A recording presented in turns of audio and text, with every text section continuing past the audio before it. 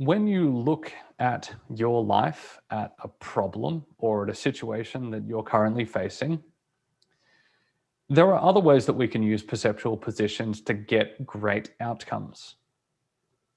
Imagine for a moment that you're sitting there providing yourself with an assessment or a bit of guidance on the way that you're currently living your life. Imagine that you're looking at the world through your eyes and you're looking at the situation and you make the assessment. Now imagine that you take a step away and you look at that same situation from the perspective of former US President George Bush. Pick one, the W or the HW. But look at the situation from their perspective. How do they see the same set of circumstances? What advice do they have to give? Picking another person and taking a step aside, looking at that same set of circumstances from the eyes and viewpoint of your mother. What is it that she has to say about this set of circumstances? What advice does she have to give? What possible criticisms does she have to offer? Who knows? But it might be a useful perspective. And then a third perspective is always helpful. Imagine that you're looking at that same situation from the perspective of Chris. What would Chris have to offer? Maybe he has some thoughts, some approach that might be useful. He certainly wouldn't be looking at that situation from any kind of an emotional attachment, that's for damn sure. But he might have something interesting to offer. With three different perspectives that Jackie is looking for when people are challenging his perspective, where are you going to go next? With three different opinions from three different people looking at the same situation, how do they influence your decision-making on what to do next?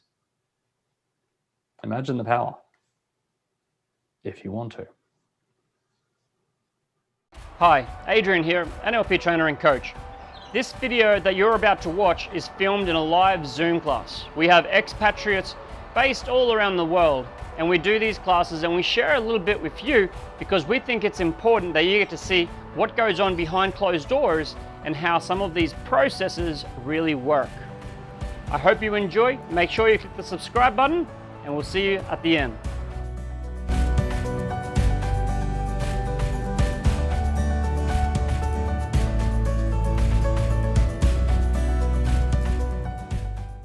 If you guys could rate yourself between 1 to 10.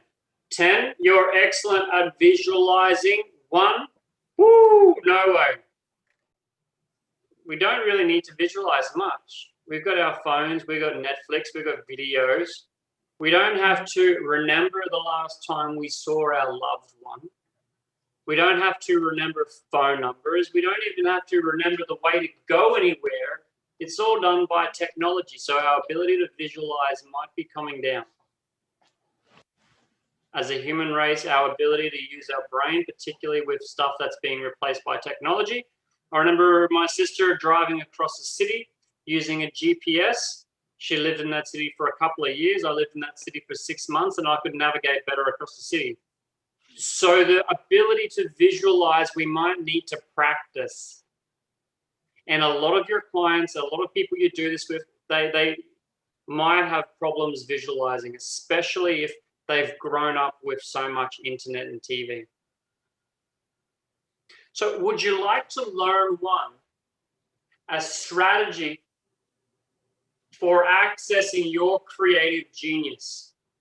In fact, would you like to learn the strategy that perhaps Walt Disney used to find out how Walt Disney became so creative? And then perhaps you guys can just use it for some of your own challenges or problems, or perhaps coming up with your own solutions. But in teaching this strategy, you're going to learn a couple more things about NLP, and you're going to find it easy. So there's 5 separate NLP skills in here, but you guys are going to find it really easy because this is something that's actually really easy and makes sense. We just haven't done it before. By the end of this session, you'll be able to take someone else through the business strategy and help someone else not just access their creative genius, but use this strategy that Walt Disney has used to create, define, and produce the Disney masterpieces.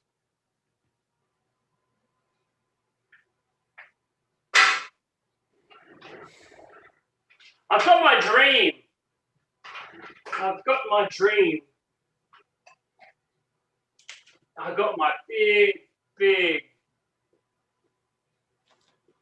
dream.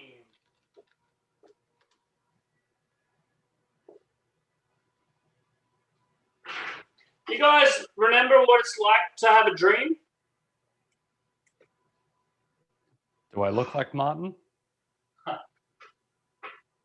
This is where I do my dreaming. This is where I do my dreaming. I do my dreaming on my whiteboard. I have my ideas. More fun, excitement. And I can go crazy. Yeah! And then this happens, and then this happens, and then this happens, and then this happens, and then this happens. Yeah. So over in the middle, in the very, very middle, I just get crazy. I just dream, and I dream big. So over in the middle here, I just dream and I dream big. I dream and I dream big. And this is where I write all my dreams. Or perhaps the next movie. Perhaps a really creative problem. Perhaps a really creative goal. Perhaps contemplating what I'm going to do with my life. But here in this very spot with this whiteboard, I dream big. I dream big here. But not here. Not here. In this chair, I'm the realist. I'm keeping it real here. Here, I can look at my dream. I can look at all my notes. But right here on this chair, I'm a realist. I don't know if I have enough money to do that. I have to consider the resources.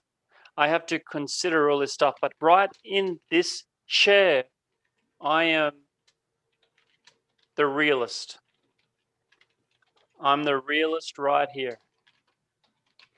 And from the realist position, I can analyze my dream. And maybe I could make a little change to it. Maybe I can take different notes. The most important thing is here I am the realist.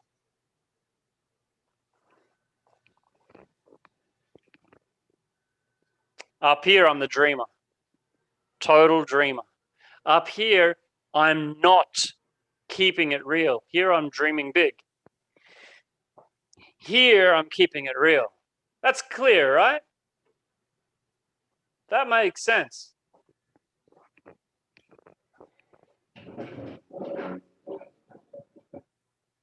But on this big, heavy chair, fuck, dude. Can't believe that crazy guy. Crazy, crazy guy. I wonder what the critics are going to say. I'm the critic. Now I am the critic. Now, as the critic, I can evaluate the dream from a critic's perspective. What would a critic say? What would the critic say about that? That's stupid. Yeah, that's okay. That's okay. That's stupid. Maybe I change the plan, or maybe I make some notes. That's not so important. What's really important is in this chair, I'm a critic. Right here, I'm an absolute critic. I want to be as critical as I can.